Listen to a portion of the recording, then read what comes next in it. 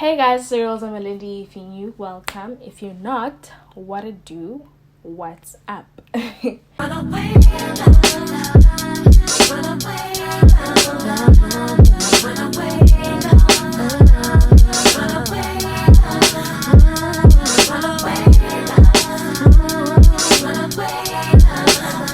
Today's video is going to be based on how to prepare for university. I know a lot of you guys have asked for this simply because it's the end of the year. People are done with matric and the next step is university.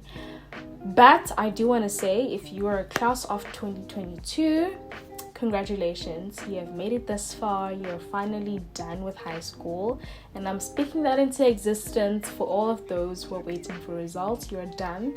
You have secured your place at whatever university that you applied for or college that you applied for. You're done with high school, okay? We're not going back there. It was hard, but we're not going back there. And if you are going to be doing grade 12 next year, all the best. Hopefully you'll come back to this video and make use of it when you need it. If you are going to university next year, this is the perfect video to guide you on what to expect and how to prepare for university. If you do like this video, please do like, comment down below and subscribe. Don't forget to hit that notification bell to be part of the Gang family. Let's get straight to it. So the first aspect that I'm going to be touching on is accommodation. But before I do that, I really do want to emphasize that when you have applied to university or to a college, I do want to emphasize the importance of securing your spot or your place if you have been accepted and register. A lot of people apply and then when they get the acceptance letter, they just relax, because I've been accepted, I'm going to Brits. But you have to register to make sure that everything is out of the way, and the only focus that you have now is finding the right accommodation if you haven't got one, and just preparing for university. I don't have much advice on funding, but if you did not get accepted by NSFAS, I know a lot of people are struggling with getting accepted by NSFAS. I wasn't funded by NSFAS. I tried applying. But if you didn't get accepted and you are exploring different ways of getting funding, I would say check out bursaries. It's really important that you apply before it gets full, because a lot of people are looking for funding. A lot of people want bursaries, scholarships. So with accommodation, I know a lot of students don't make it to res simply because it gets full quickly. Like res gets full immediately. Like when you apply, before you even go to university, like the previous year, they tell you cannot apply for res because it's full. Like people have applied for it. So I don't want you guys to be stressed because you didn't get a place at res. A lot of people don't stay at res because it's full. A lot of people go to student accommodations. There's a lot of them, so you don't have to worry, okay? You're good to go. You don't have to worry. But I do want to emphasize finding the right place. When you're looking for a student accommodation, you want to make sure that you check the ratings, you check the reviews. And I don't know, but I do find Facebook reviews of, like obviously if it's a student accommodation, it's going to have a page on Facebook somehow. I do find Facebook reviews more useful than Google because a lot of people are on Facebook.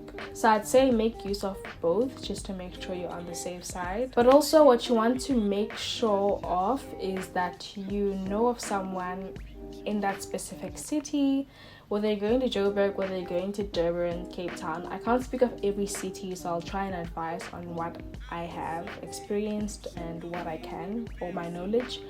Make sure you know someone there and ask them about their experience at a certain place that they have been at. If someone went to a certain student accommodation, you want to know how things went and their experience, so that you make sure if it's the right place for you. No student accommodation is perfect, I can tell you that, and everyone has their own experience. One person could dread their experience and one person could find their experience fulfilling and satisfying, so just make sure that you keep that in mind. Joburg, I know of South Point, I know of Urban Circle, I know of Urban Einstein. You know, there's different student accommodations. I would just say do your research, but those are the ones that I know. South Point looks really cool. I don't know about anyone's experience, but as I said, every student accommodation has its own issues, so just make sure you know someone and you ask them and you'll be good to go. The second thing is what to bring. What you want to bring is obviously your bedding. Okay, so if you're going for student accommodations, res, housecom, you'll have a bed there. You are sorted out. But if you're looking for an apartment, because I know a lot of people actually go for apartments, that's kind of different, because then you'd have to furnish everything. Most apartments come unfurnished, so yeah.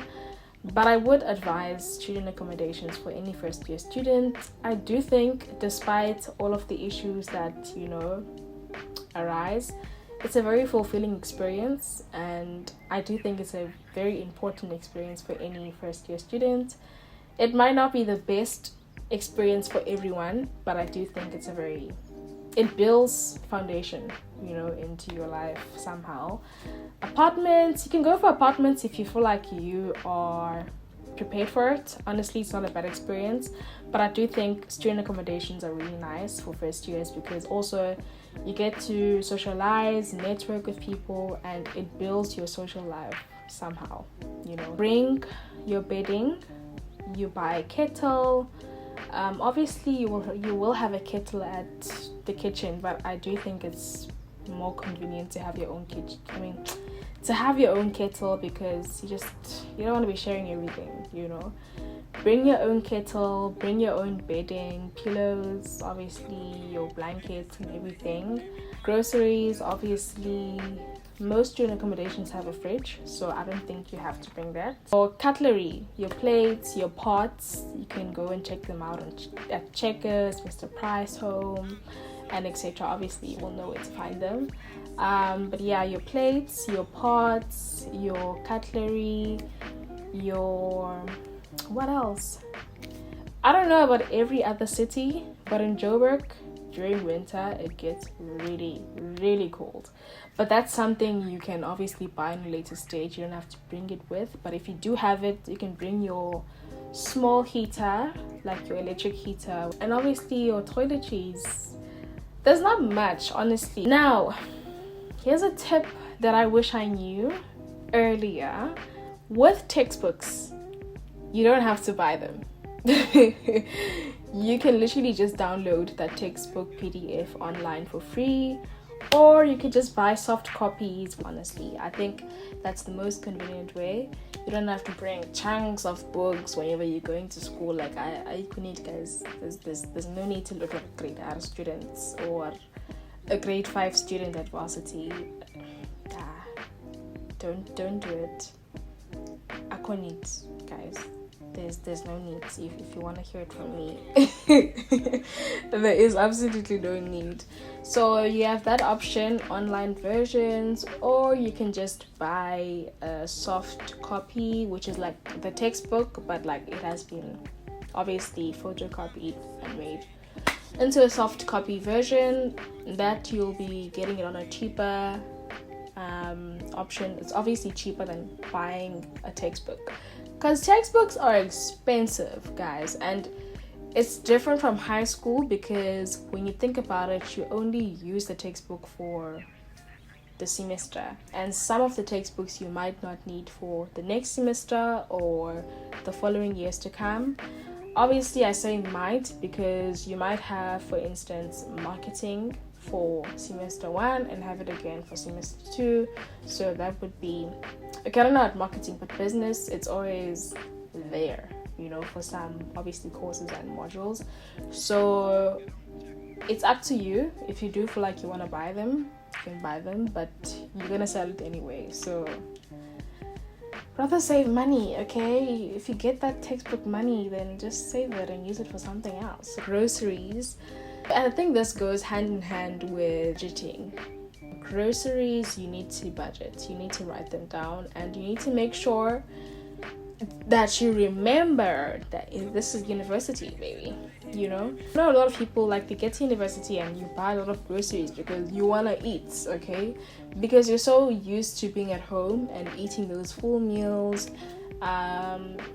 You're so used to being at home and grabbing lunch whenever you want to, making yourself anything, which is okay. Honestly, I do think it's going to be different for everyone because obviously we're not the same financially. So my advice obviously would be to save, buy groceries. I do think it's very important to buy groceries, guys, so that even if you don't have money and you're waiting for the next month to come, you still have food. I do think that's very important. Make sure that you are wise. A lot of people like saving their money for other stuff, and they just buy like noodles and eggs, and they drink with their money, which is, I'm not judging anyone, you know, I mean, it's different for everyone, but I do think it's very important, before you have fun, before you make plans, and before you buy anything, you buy groceries. With budgeting, you want to make sure that you budget when you get your money. When you get your money, before you plan anything, make sure you budget. Budget for groceries. You have a budget for your toiletries. I always like to save extra money for any emergencies that might occur. I do think it's a very important and fundamental thing to do, like just to have extra money, even if it's at 300 or 200, even if it's that 150. I do think it's very important to budget. Make sure that you have everything that you need to get for the month out of the way, and then you can obviously spend according to what you want. But yeah, the next aspect that I want to touch on is friends. A lot of people get scared to go to university, especially when reality hits that you're done with high school. Like during high school, I'm sure you're manifesting, like, I want to be done. I want to be done with high school and go to university. And now that you're finally done, it's a thing of, well, I'm kind of getting scared, because a lot of people have social anxiety, guys. This camera. A lot of people get socially awkward, you know, also because you spent like 4 to 5 years in high school with people that you're used to, and now you're adjusting to a new environment and you have to make new friends, and you're probably going to a new city, and you're gonna have to adjust to the way they do things as well, because in Joburg, for instance, things are done differently. You have people speaking different languages: Zulu, Sesotho, Pedi, Tswana, Xhosa, like a lot, you know, so you need to put that into consideration, and sometimes it really gets you scared, you know. But in terms of making friends, I don't think there is any advice. I do think it's something that happens naturally.